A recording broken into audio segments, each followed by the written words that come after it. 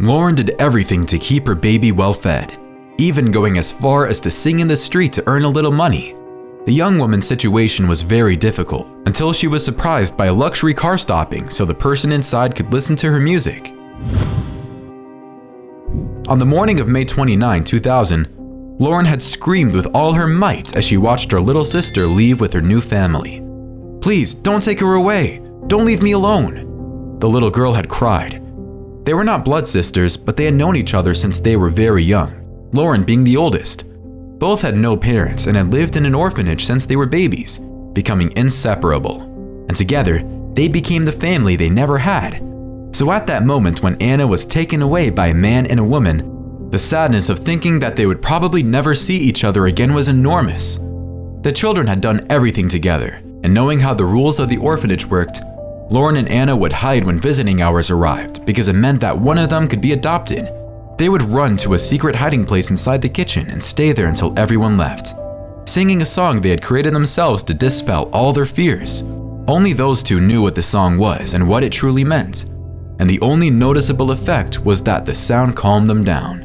The little girls had lived a difficult life at the orphanage, having to deal with frustrations and bullying from older children almost all the time. Since Lauren was older, she always defended her best friend and protected her from anyone who tried to hurt or bully her.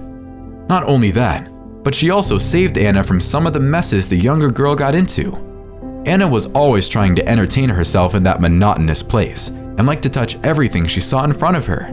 Sometimes everything went well and nothing happened, and it was through curiosity that the little one learned to play the old piano that was in the living room of the building. She loved to listen to the sound of the keys while her best friend sang to accompany her. But it wasn't all chocolate and roses, and her curiosity also got her into trouble more than once. Lauren always took the blame and punishment so that her little sister wouldn't suffer. One day, Anna and Lauren were surprised when a well-dressed couple came through the front door.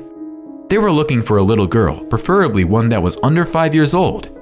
Unfortunately, this is common in the adoption world, and older girls like Lauren saw their chances of being adopted diminished as the years went by. The two children were caught off guard in the living room. Anna was playing a few notes on the piano while Lauren was softly singing something. The well-dressed couple watched them and made their decision on the spot. "Ma'am, we want the one sitting at the piano." The goodbye was terrible, and there was crying and screaming from both sides, which unfortunately was in vain. Little Anna was taken away by her family to be adopted, much to Lauren's despair. She spent weeks feeling sad and lonely. It took 2 years before, by some miracle, a couple adopted her as well. Lauren, at first, was happy to be adopted, but unfortunately, the couple who had decided to take care of her were very different from the couple who took Anna. They were very poor, and this would not have been such a problem if it were not for the fact that the couple adopted Lauren, only so that she would beg for money on the street for them. They thought that because she was a little girl, people would feel more sorry for her and donate more easily. Not knowing what to do, Lauren lived through all this torture until she was 15 years old, suffering psychological abuse from her adoptive parents and going through more hardship than when she was in the orphanage. One day, she decided to run away and live on the street since she was sure that the cold sidewalk would be better than the hellhole she lived in. The years on the street were very difficult. It was almost impossible to find any work or someone who would make her an offer that wasn't indecent. So, Lauren decided to use her greatest talent and passion to survive: singing. She started performing on the busiest subway lines in the city every day and collecting the coins that passengers handed her from time to time. Although she was always embarrassed by her situation, this is how young Lauren survived and managed to feed herself during these difficult times. On a day like any other, she was getting ready to start singing when a man different from the others bumped into her. He turned and apologized, but when he looked at her face, he was speechless. The man was smitten by Lauren, and his soft, gentle words easily won her heart in need of love. They stayed together for a while, with Lauren even living in his apartment and beginning to hope for a better future. But everything changed when Lauren realized there was something different about her body. When she took a test, it proved the inevitable. She was pregnant. Her boyfriend was outraged and revealed a side of himself she had never seen before.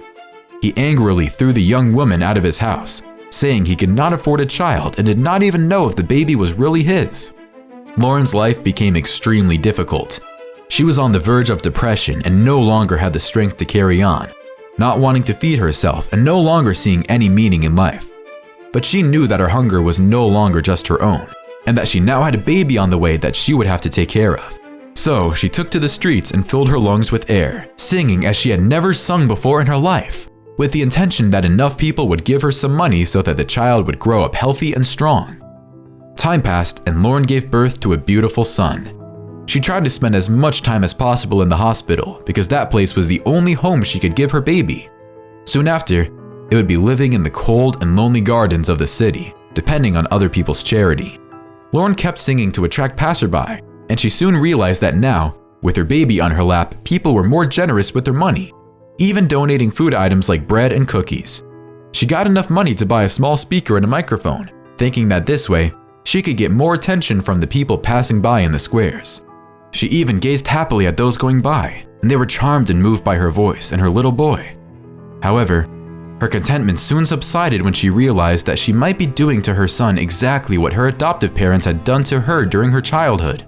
Oh God, am I really no better than them? Wouldn't I be doing the same? She looked up to the heavens and silently asked the question. Faced with the onset of a mental breakdown, Lauren did the one thing that had always soothed her heart. She started singing the song she used to sing in the orphanage when she wanted to distract her little sister Anna. It had been a few years since she had even thought about this song, but as she sang, the words came out of her mouth perfectly without a single mistake. She was so focused on singing that she didn't even notice when a luxury car pulled up in front of her. The next thing she knew, the vehicle had parked and a man in a black suit stepped out from the driver's seat. I wonder if he wants something from me. I hope he's not after my son. If he thinks he's going to take him away, he's very wrong, Lauren thought as she saw the man approaching. However, she was surprised to see that the man was actually going to open the back door of the car. This revealed a beautiful woman with expensive clothes and a suitcase by her side. She was a young woman with an angelic and well-made-up face. The woman walked quickly towards Lauren, accompanied by her driver, who seemed to be her security. Hey, tell me, where did you hear that music? The mysterious woman asked.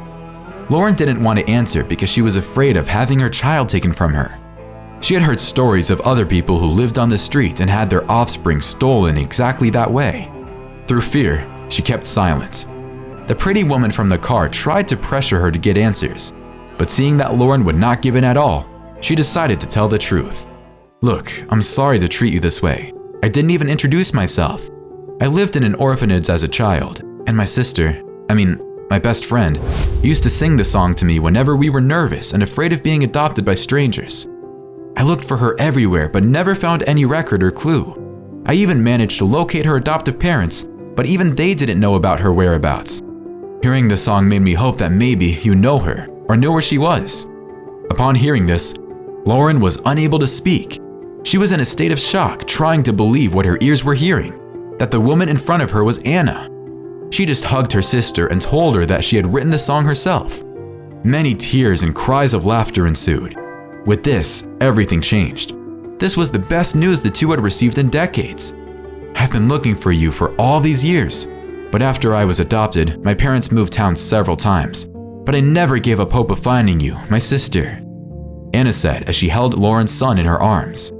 Lauren recounted the horrible time she had been going through and how she had run away from home and had been thrown out of her boyfriend's apartment. Anna led Lauren and her son into her car and drove them to her home. You took care of me all those years in the orphanage, taking the blame for things you didn't do and protecting me from those mean kids. I always promised myself that I would do everything double for you when I found you, and now I can finally keep my promise. Starting today, we will go back to being best friends and sisters. You will no longer go hungry, and your little baby will have the amazing life we always dreamed of for us when we were children. Lauren was able to follow her dreams and studied singing at one of the most prestigious schools in the area. She also opened an institution responsible for caring for neglected children across the country. That day on the street, life showed Lauren and Anna that it is worth living and fighting for what you believe in, and to never give up on a better future. If you were moved by Lauren and Anna's story, I ask you please to leave a like.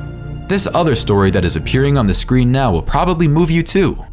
Have a good day, and until the next video.